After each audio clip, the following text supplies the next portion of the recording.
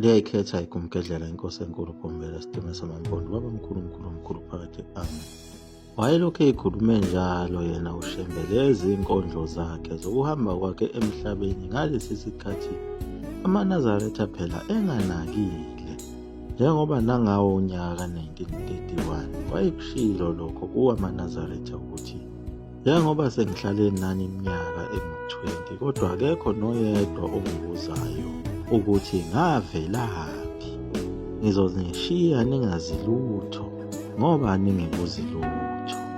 Amagama ekhulunywa uShembe abawanakanga futhi, njengoba wayebuye akhulume athi ngangikhona ehlane ngalesi sikhathi ingelosi ikhuluma noMoses, ephinde ethi kunendawo enhle abizela kuyo amaNazaretha. Uma amaNazaretha engahamba naye ayobona le ndawo ngeke phinde efise ukubuyela emuva. Ngenxa yobuhle baleyo ndawo uShembe ayibizela khona amaNazaretha, wayeze ethi uma senibuyele lapha emhlabeni, uma ngingathi kini thathani immese nizinqume oqhoqhoqho ukuze nibuyele kuleya ndawo ekade sikuyona, akekho noyedwa ongangabaza ukuzinquma. Yilapho futhi aphinde achaza khona ngalo uhlelo labaprofethi abasuke bethunyelwe lapha emhlabeni, njengoba wathi yena kwasekuwesihlanu efika lapha emhlabeni.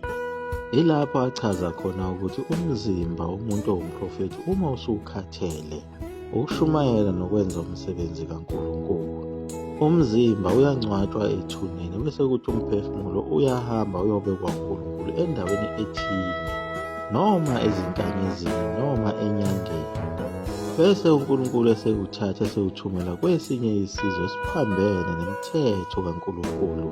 Lokhu-ke kuqala ngokuthi kufunwe intombi nensizwa enenhliziyo enhle, behlanganiswe ngokothando, bese umoya ongcwele ungena kubo. Yilapho-ke abazozala khona ingane eyoba umprofethi eyothi mayisizelwe ifane nazo zonke izingane zasemhlabeni. Iyokhula kuyoze kufike sona isikhathi esinqunywe uNkulunkulu. Kothi kungafika leso sikhathi abe sevuleka amehlo alo mntwana, yilapho ayobe sebona khona ukuthi akasaqali ukufika lapha emhlabeni, wake waba khona kwesinye isizwe. Yilapho-ke uShembe achaza khona ukuthi naye kwangekhona ukuqala ukufika kwakhe emhlabeni, kwase kwesihlanu ethunyelwa ezizweni ezihlukahlukene. Yilapho achaza khona ukuthi umprofethi uma efika kuleso sizwe athunyelwe kuso uye afundise abantu indlela kaNkulunkulu. Uma umzimba wakhe usukhathele, umphefumulo wakhe uyahamba uyolinda emkhathini wezulu. Wayiqeda le nkulumo yakhe ngako ukuthi ngiyadabuka ngoba ngizonishiya maduzane ningazi lutho. Bekezelani sekuseduze lapho siya khona. Onke lawo mazwi wayewakhuluma ngawo unyaka ka-1931. Akhona futhi amanye amazwi ayekhombisa kona ukuthi uShembe usezohamba. Lawa phela awakhuluma ngawo uFebruwari ka-1935 lapho ayithi khona sengiyahamba manje, ngiyanishiya, isikhathi sami sesiphelile. Sengizodedela inkosi entsha ihlale esihlalweni sayo. Le nkosi ezayo inamandla amakhulu, inkulu kunami. Nazo izimpi eziyobe zizama ukungena ekuphakameni iyozimisa ngesandla, bese ziphelelwa ngamandla. Ngiyabona nokuthi baningi oShembe abazofika.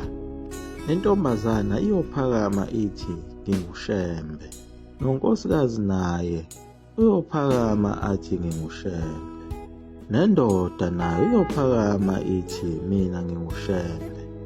Ningaphazanyiswa yibo. Bonke labo Shembe bayeza basendleleni. Oyoba namandla kakhulu kubo koba owesifazane oyobevela enyakatho ephethe ingane. Uyogqoka amajazi anjengawami, uyodunyiswa kakhulu. Abantu abaningi bayomlandela bemdumisa. uShembe wayekhuluma lamazwi eseParadise, ekhuluma ngento ezokwenzeka eminyakeni ezayo, ukuthi kuyoba khona phela umbango wokuthi wonke umuntu uyobe sefuna ukuba huye uShembe. Phela uShembe wayelokhu exwayiswe yiwo lawa amadimoni ayewabona ngesikhathi esasuka khona lena entabazwe. Ayemthembisile ngokuthi wonke lo msebenzi wakhe awenzayo ayowuphazamisa. Kwakuyiwo phela lawo madimoni ayezichaze ngokuthi ayengosibaningi kanye naye usehlangolongo.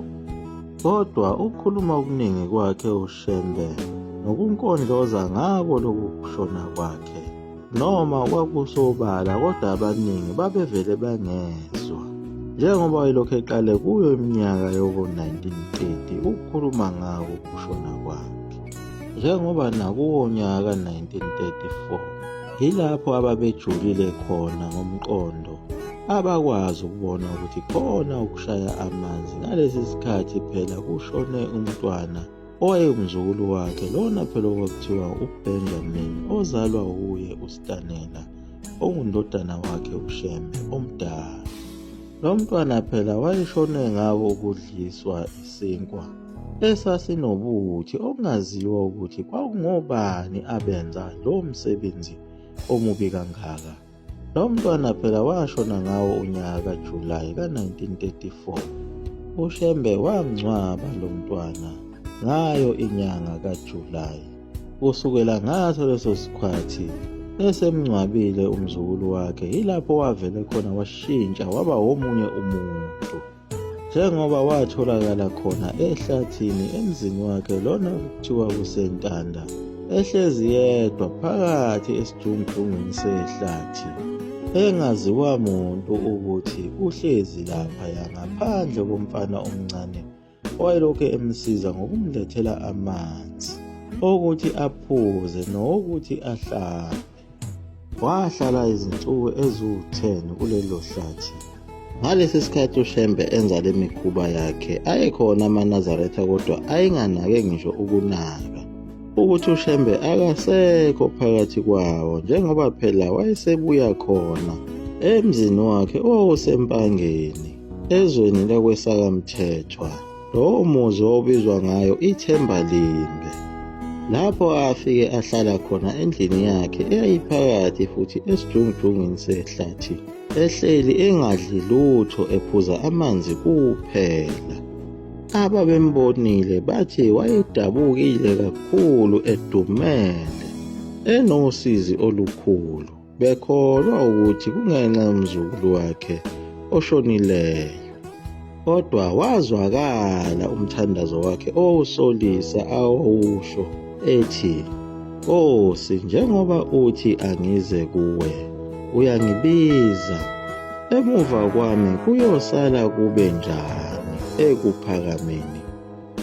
Kodwa seziphelile izinsuku eziwu-10 wabonakala esephuma phakathi ehlathini. Yilapho afike enza khona inkonzo. Kuleyo nkonzo wakhipha amazwi athi, "Bantu bami, umoya wami uyajabula, uyathokoza." Wayebonakala esula izinyembezi emehlweni, ubonakala ukuthi ubekhala. Abaningi babecikise zona izindlebe befuna ukuzwa kahle ukuthi yini lena emkhathaze kangaka, njengoba engadli ngisho nokudla.